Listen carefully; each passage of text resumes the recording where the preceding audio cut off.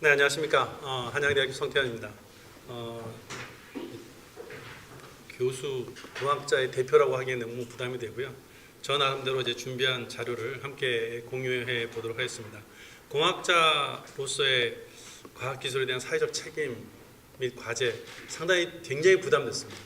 앞서 박희재 교수님 말씀 들으면서 인문사회와 이렇게 함께 이런 시간을 갖게 되니까 굉장히 공감이 많이 되는 부분들이 있고 또 공학자로서 또 이 연구 개발자로서도 같이 얘기를 나누고 싶은 얘기들이 참 많이 있네요.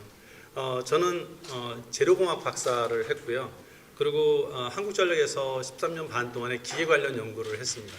2009년부터 전기공학 교수를 하고 있으니까 약 13년 정도 되는 것 같아요. 그래서 전기, 재료, 기계에 대한 융합에 대한 연구를 하고 있다라고 볼 수 있고요. 제가 연구과제 책임자로서 한 795억 정도 했으니까 많은 연구를 했다고 봅니다. 대부분이 기존 연구였던 부분에서 새롭게 이제 사회 문제 해결형을 하면서 지금 이제 야간 작업자의 사고 예방을 위한 자가 발전 장의보 또 시각장애인을 위한 에너지 하베스팅 디바이스의 개발 이렇게 하면서 사회적 약자에 대한 사회 문제 해결형 R&D에 대해서 지금 조금 발을 담궈서 하고 있다. 근데 너무 재밌습니다. 그래서 함께 나누고자 합니다. 공학 연구자로서의 사회적 책임과 실천에 대해서는 아까 박 교수님 말씀하셨듯이 저도 한 사람으로서 어떤 혜택받은 자로서 연구자로서의 그 사회적 책임이 같은 사명으로서 느껴져서 하고 있는 부분이 있고요. 또 이 제 연구 수행으로 인해서 국민의 행복과 사회적 가치가 실현된다는 부분에서 굉장히 보람을 느끼고 있습니다. 사회적 책임에 대한 실천 방안으로 본다면 리빙랩 기반이 굉장히 중요하다라고 생각하고 있고 이 기반에 대한 사회 문제 해결을 통해서 수혜자 요구에 맞춤형의 연구 수행을 하고 적극적인 이제 정책 이런 데도 참여를 같이 해서 국민의 삶의 향상을 위해서 어떤 브레인으로서 역할을 할 수 있지 않겠나 하는 생각도 해봅니다. 이게 하나의 또 공학자의 해야 될 일이라고 보는 거죠. 사회 문제란 그냥 이렇게 정의해봤습니다. 개인 또는 사회에서 발생하는 문제를 이제 해결함으로써 삶의 질의 향상을 기여하는 건데요. 국내에서는 지금 3차가 준비되고 있습니다만 2차로서 10개의 분야 41개의 사회 문제 영역을 정의를 했었고요. 또 국외 유엔에서는 SDG에 대한 얘기들이 나올 수 있겠죠. 지금 이제 키스텝 자료가 굉장히 좀 저한테 마음에 너무 들어서 가져와 봤습니다. 기존 R&D와 사회 문제 해결형의 R&D의 차이인데요. 목표와 목적을 보시게 되면 과학기술 경쟁력 확보로 인해서 어떤 국가나 경제 성장을 도모하는 것이 기존의 R&D였다면 이 사회 문제 해결형은 사회 문제를 해결함으로써 삶의 질을 향상하는 부분이 참 마음에 들었습니다. 특징적으로 보면 이제 기존의 R&D는 공급자 위주로서 연구 개발을 해왔다면 이게 저도 굉장히 오랜 동안 이 공급자 위주의 연구를 해왔던 것이죠. 그러나 이제 사회 문제 해결형을 보면서 수요자 맞춤형의 연구 개발을 하다 보니까 기술이나 연구, 인문사회, 법, 제도의 융합 연구가 필요하다. 그래서 앞서 제가 참 보기 되게 전기 기계 재료의 융합 연구를 하다 보니 이제 하는 기회를 얻게 됐는데 마침 이것이 공학을 떠나서 인문사회까지도 함께 융합을 해야 되는 것을 알게 됩니다. 주체로서는 연구개발부서였던 기존의 R&D에 비해서 연구개발부서와 정책부서 수요자 간의 그 협업이 굉장히 기관 간의 문제 확장이 될 것이고요. 결과가 논문 특허의 연구 산출물이었다면 이제는 사회 문제 해결에 대한 결과물이 전혀 달라야 되는데 기존에 있는 연구 지침으로 아까 말씀을 하셨습니다만 이렇게 평가가 되어지는 것이 좀 아쉬운 부분들이 있긴 합니다. 사회 문제의 R&D 현황을 보면은 굉장히 지금 증가 추세입니다. R&D 매년 꾸준히 증가하고 있고요. 확대되어가는 추세입니다. 그래서 앞으로도 안정적인 예산 확보가 굉장히 필수적이라고 볼 수 있습니다. 앞에 이제 개요적인 부분이었고요. 다음은 공학 연구자의 관점에서 본 사회 문제 과제에 대한 문제 및 해결 방안을 저 나름대로 이제 제시해 보고자 합니다. 먼저 시위적인 사안에 대한 사회 문제, 다시 말해서 이슈화된 그런 사안에 대해서 연구 주제가 흘러갈 수 있다는 것이죠. 그러니까 표면에 드러난 사회 문제가 아니고 근본적인 문제의 정의가 필요할 것이다 하는 부분이고요. 이러다 보면 수요기관과 수요자의 긴밀한 협업 관계 구축을 통해서 현장 중심의 R&D를 해야 될 것이다. 그래서 진짜 연구자와 수요자, 수요기관 간의 협업 관계를 구축해야 된다 하는 부분이 있습니다. 저희 사회문제 해결에 관련된 조금이라도 했던 부분들에 대한 책임자들과의 또 간담회를 해보면 아직도 이 연구자가 연구만 하면 될 것이지 왜 여러 기관과의 협업을 해야 되느냐 하는 이런 부분은 용역을 줘야 된다 하는 얘기를 듣고 깜짝깜짝 놀래기도 합니다. 왜냐하면 그것은 용역을 줘야 될 거잖아요. 연구자 주체가 각 기관 간에 같이 만나서 함께 문제를 풀어가야 될 부분이라는 거죠. 그것이 근본 문제가 해결될 수 있는 키가 되는데 그동안의 기존의 R&D에 습성이 돼 있으면 그게 벗어나기가 어렵구나 하는 생각을 해봅니다. 또 수요자가 직접 연구에 참여하는 리빙랩 기반의 R&D 추진을 지속적으로 함으로써 수요자의 니즈 분석 이런 것들이 피드백이 돼야 된다는 거죠. 이런 부분을 저희 연구에 적용했던 예를 보면요. 먼저 요즘 이제 하고 있는 시각장애인 예를 보면 저희 수요기관인 대한장애인 체육회와 또 시각장애인 연합회와 MOU를 맺고 지금 이제 협업강 체제로 하고 있고요. 또 수요자 입장에서는 한국시각장애인협회 연합회 김훈 박사님이나 국가대표 골볼 선수와 같이 이런 분들과 같이 계속적으로 만남으로써 이런 피드백을 받곤 합니다. 예를 하나 들어보면요. 제가 연구 개발을 할 때 시각장애인들이 쓰는 스마트 케인이라고 하는데요. 케인을 가지고 센서를 달아서 쓰게 되는데 여기 이제 건전지 배터리를 들게 됩니다. 근데 배터리가 자꾸 떨어지니까 실질적으로 이걸 에너지 하베스터로 배터리 시간을 연장하든지 아니면 저스트인 케이스 만약에 방전됐을 때 에너지 하베스터만으로 뭔가 작동하는 그런 것들을 이제 개발하고 있는데요. 배터리를 많이 사용하기 때문에 전기를 많이 사용하니까 저희는 이걸 시각장애인 분들이 많이 떨어뜨립니다. 그래서 이걸 떨어지게 되면 이걸 주워야 되는데 이 줍는 방법을 어떻게 생각하냐 한번 생각해 보겠습니다. 저희 연구 개발자는 시각장애인들이 쓰는 스마트 케인에 뚜둑 때리는 것으로 에너지가 발전합니다. 굉장히 발전량이 작죠. 그러다 보니까 될 수 있으면 핸드폰이랑 연결되어 있으니까 핸드폰에 배터리를 씁니다. 예를 들면 소리를 핸드폰에서 나게 하는 거예요. 떨어뜨렸어요. 그래서 소리를 핸드폰에서 큰 소리로 나게 되면 무슨 소리야? 사람들이 주위에서 보면 그걸 보고 사람들이 가서 주워 죽겠지 라는 생각을 해서 핸드폰에다가 핸드폰을 소리가 나게 작동을 했습니다. 직접적으로 만나서 말씀을 드려봤더니 이분들은 수없이 많이 떨어뜨려봤지만 자기가 시각장애인이 떨어뜨렸는데 자기가 40 후반인데 이거를 주워준 사람이 한 명도 없었대요. 아마 여기 계신 분들 시각장애인 분들 떨어뜨리고 주워주시는 분이 계십니까? 거의 없어요. 제가 이렇게 만나보면 거의 없어요. 그런 얘기는 뭐죠? 내가 떨어뜨린 건 나도 한다는 거예요. 이 핸드폰에서 소리가 나본들 나도 이 케인을 떨어뜨리는 걸 알고 있는데 케인이 소리를 나줘야지 여기서 소리 나서 소용이 없다는 거죠. 그래서 제가 케인에서부터 소리가 나야 되는구나 해서 바꿨던 거죠. 이게 바로 수요자 관점에서 하지 않고 연구자 관점에서의 차이가 생긴다는 거죠. 그래서 이게 또 하나 문제가 단일 전공이 있는 게 아니라 하나의 기관이 해결될 수 없는 복합적인 문제로 연결되어 있다. 그래서 여러 전공과 여러 기관들이 함께 해야 된다 하는 부분입니다.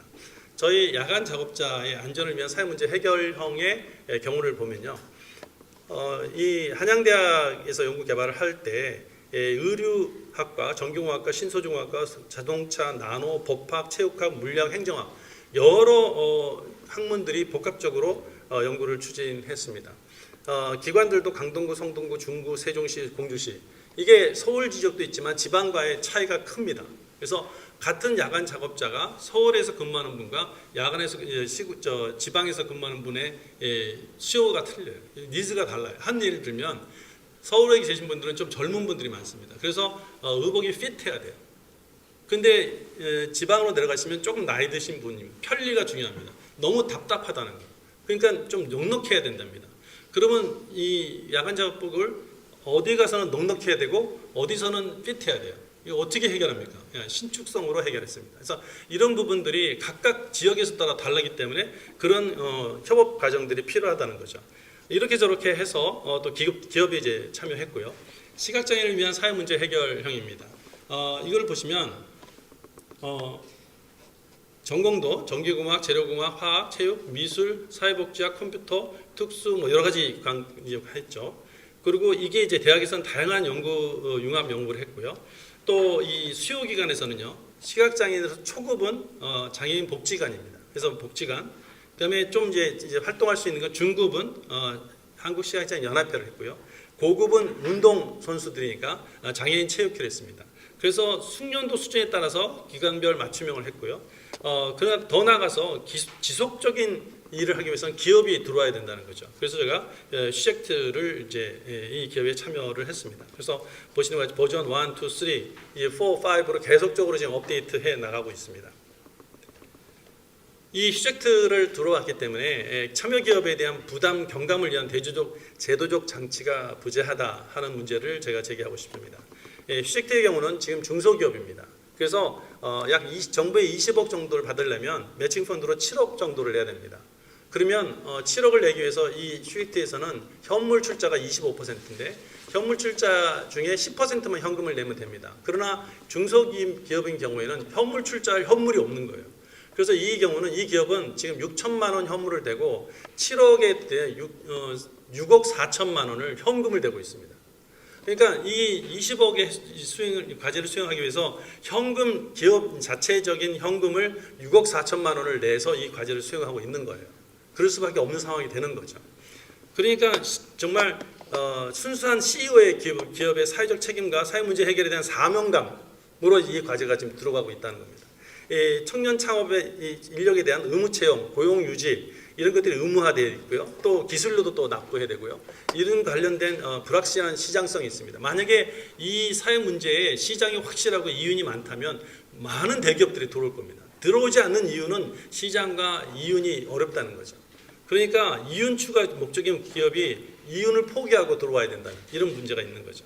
그래서 적극적으로 이 문제를 해결하려면 사실은 이 기업이 들어와야 되는데 기업 부담이 줄어야 되겠다는 거죠. 그래서 그것 때는 제시를 이익이나 매출이 적어서 기업의 소극적인 참여의 개선 방안으로서는 기업에 대한 기업 분담금에 대한 감면 내지는 의무 채용 제도에 대한 완화 이런 것들을 제안해 보고자 합니다. 그래서 사회문제 연구를 수행하기 위한 소셜 벤처 혹은 사회적 기업 등에 대해서 기업 분담금의 부담금의 감면 혜택 및 청년 의무 채용 기준 완화를 하면 어떨까 하는 것을 제시하고 싶습니다.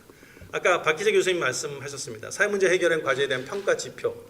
참 이 동기부여 및 평가 지표가 참 부재하다 어려운 부분입니다. 그래서 사회문제 해결형 사회적 책임 이행에 대한 성과를 실질적으로 인정받을 수 있는 평가 지표 개발이 좀 도입이 필요하다 하는 부분이고요. 다양한 형태의 결과물을 성과로 인정해 줄 수 있는 또 이것들이 승진 진급 시에 사회 공헌도 평가를 도입해서 사회 문제와 사회적 책임에 대한 관심을 갖도록 유도했으면 좋겠다. 또 그밖에 동기부여에 대한 제도 마련이 필요하다. 한 예로 지금 기존의 인건비의 20%를 인센티브로 쓰고 있습니다.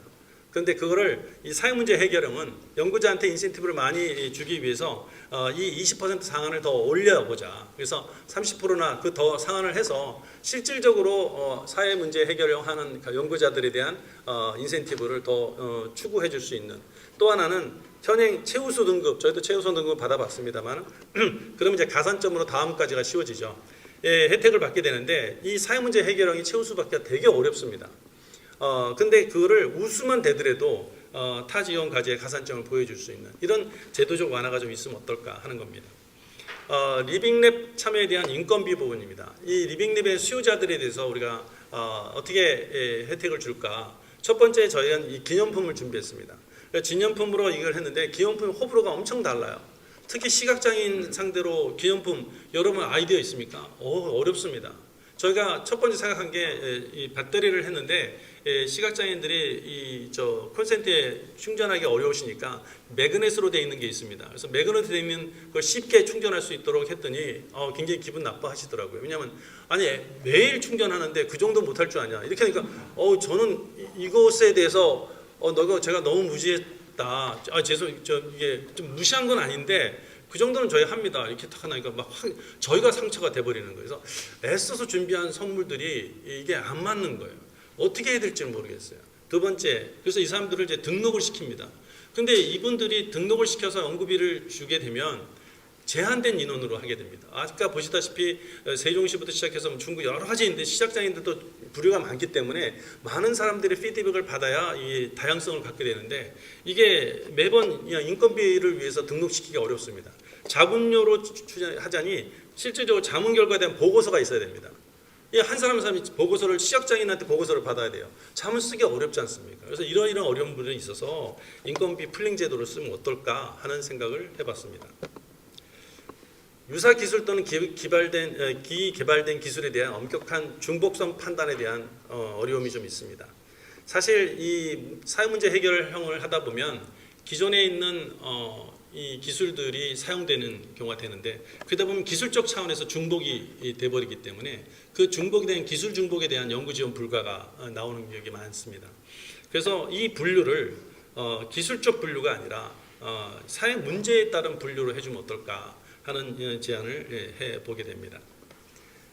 또한 단기간의 일회성으로 진행되는 연구 지원이 아니라 사회 문제 해결의 연구는 인프라 구축, 인식 개선, 집 신제품 개발 등 장기간의 많은 노력이 투자가 필요합니다. 그래서 장기간의 안정적인 예산 지원을 하게 되고 중장기 이상의 명확한 계획과 로드맵을 줘서 그런 중장기적인 그런 지원으로 나아가면 어떨까 하는 생각을 해봅니다.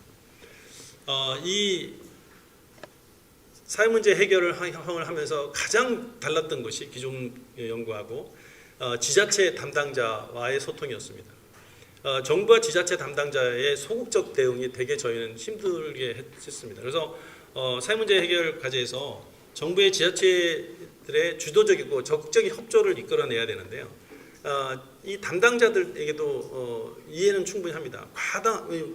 과중한 업무가 있는데 추가로 이 사회문제 해결형을 하다 보니까 이 적극적으로 참여하고 이게 협조하기가 어려운 거죠. 그래서 승진이나 보상, 인사 평가 등에 대한 이제 이런 동기부여적인 제도가 방안이 필요하다 하는 부분입니다.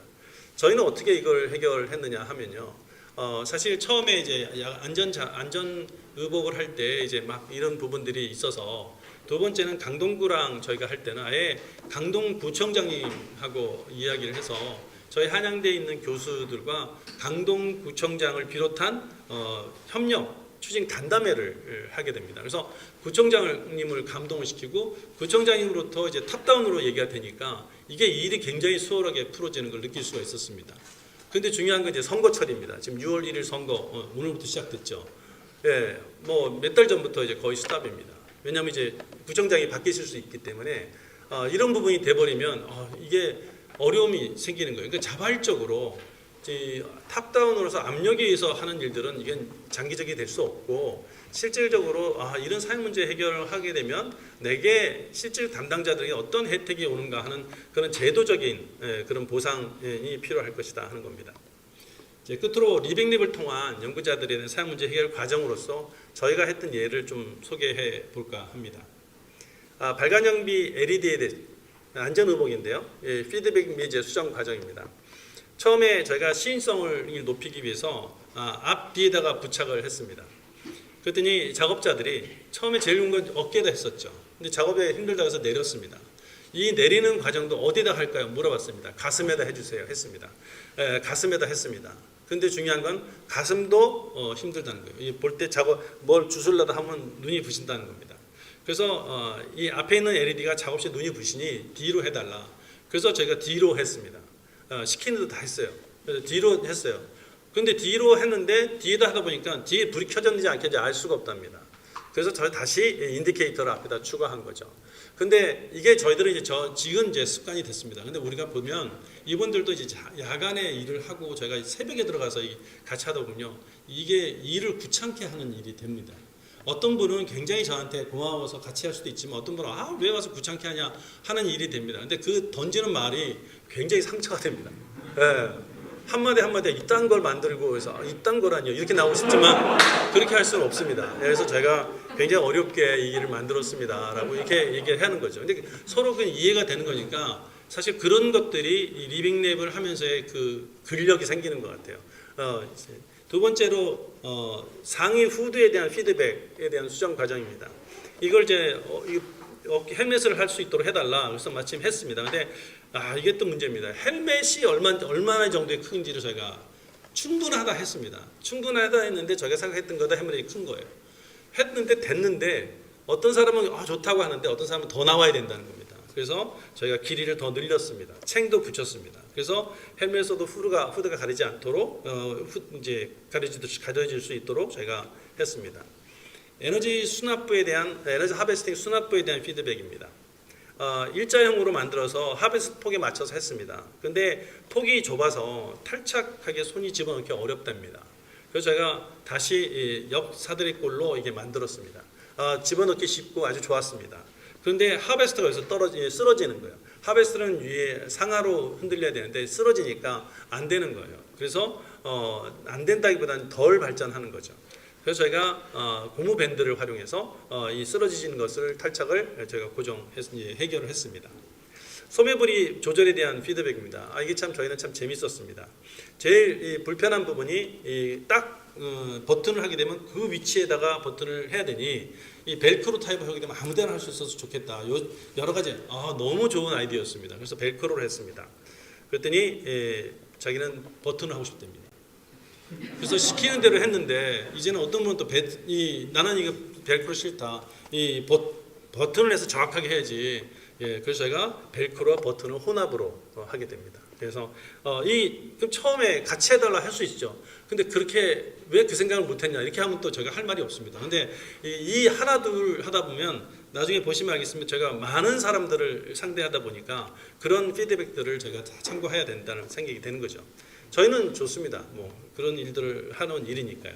상의의 윗주머니에 대한 피드백입니다. 손 넣기가 이게 더 나을 것 같아서 옆으로 했습니다. 가동을 했더니 호주품이 흘러내리는 됩니다. 보시다시피 지퍼를 달았습니다. 지퍼를 달았는데 왜 호주품이 흘러날까? 그러나 호주품이 흘러내린답니다. 그래서 할 수 없이 세로로 했습니다. 원래 세로였습니다. 근데 어느 누가 이 옆으로 했으면 좋겠다 해서 옆으로 했던 거죠. 그래서 이번에 이제 세로로 만들었더니 이 세로로 했던 것이 좋은 휴대폰을 갖고 계신 분이 있더라고요. 이게 안 들어간다며. 근데 그분의 이 소리가 너무 커서 이게 굉장히 이 주머니가 형편없는 주머니가 돼버리는 거예요. 그래서 저희가 죄송합니다. 저희 미처 생각 못했습니다. 해서 모든 기종이 들어갈 수 있도록 지금 수납 공간을 여유 있게 만들게 됩니다. 오염 방지에 대한 배색입니다. 그래서 이 의복 말단에다가 이렇게 짙은 색을 하게 되는데요. 이거를 좀 더 넓혔으면 좋겠다. 그래서 넓히게 되고요. 또 이 팔 안쪽에도 된다 해서 그 안쪽에 붙이게 됩니다. 이렇게 저희가 리빙랩을 해보면요. 이 첫 번째 과제에서 리빙랩 24년 동안 60번 정도 리빙랩을 했습니다. 저희가 이제 두 번째 과제를 할 때는요. 23개월 동안 267명의 대상을 했고요. 70회 정도의 리빙랩을 진행했습니다. 실제로 리빙랩을 하면 많은 시간이 필요할 거라고 생각하고 어려움을 생각할 수 있는데 사실상 필요 시간과 자원이 더 절약되지 않나 하는 생각을 해봅니다. 왜냐하면 완성품을 만든 다음에 가가지고 다시 그걸 하려면 더 어려운 거죠. 연구자의 장점이 뭘까 생각했습니다. 다양한 기술의 적용을 경험하는 거죠. 사실 저희는 대학에 있다 보니 학생들이 이런 매번 이 얘기를 해서 참 죄송스럽습니다만 이게 사회문제 해결이 논문이 잘 안 납니다. 그러다 보니까 이 학생들이 이걸 하기에는 정말 사명감 있는 학생이 아니면 하기가 굉장히 어려운 부분이 있긴 합니다. 그렇지만 다양하게 기술을 적용할 수 있는 경험을 쌓게 되는 게 이점이 되겠고요. 수요자는 그 문제의 향상을 자기가 문제를 해결하는 것과 더불어 할 수 있어 좀 좋다, 상호 만족할 수 있다라는 점을 끌어냈고요. 이 실수요자의 피드백을 반영한 기술 접목을 하기 때문에 완성품에 대해서 수요자 만족도가 상당히 높다고 봅니다. 경찰 공무원에 대해서 사실 이제 야간 작업자들을 위해서 했었는데 이걸 홍보를 보고 연구 결과를 보고 경찰 쪽에서 안전의복 제작을 요청을 했습니다. 그래서 저희가 추가로 발광 장치를 달린 안전 방검 조끼를 만들어서 이거를 저희가 또 할 수 있었고요. 근무 타 직종에도 확대될 수 있다라고 생각을 하게 됩니다. 이 공학자의 경우는 사실상 앞서 말씀드렸듯이 기술력 향상으로 국가 경쟁력, 이 산업에 대한 좋은 부분들을 질 상상을 시켰다. 그때 목적을 둘 수 있다고 봅니다. 그러나 인문사회 쪽에는 법 제도를 개선해서 사회 문제 해결 이제 질을 향상해 왔죠. 그러니까 과학자, 공학자의 기술력 향상이 곧 삶의 질 향상과 비례하지 않았던 부분이라고 생각합니다. 그러나 이제는 공학자가 이 사회 문제 해결은 대개 과학자, 공학자에서 해결 문제가 나온다고 봅니다. 그래서 이제 융합을 통해서 실질적으로 수요자, 리빙랩을 함께 하고 그래서 사회 문제의 본질적 해결을 위해서 과학자, 공학자가 책임이 대두된다. 그래서 이 융합형으로 함께 문제를 해결해야 되겠다 하는 부분입니다. 마지막 한 문장으로 마무리를 짓고자 합니다. 사회 문제 해결은 공학 연구자의 사회적 책임이자 사명이다. 그리고 지속적으로 문제 해결을 위해서는 소셜 벤처나 사회적 기업을 특성화해서 사회 문제 해결 전문 기업으로 키워나갈 필요가 있다라고 생각합니다. 감사합니다.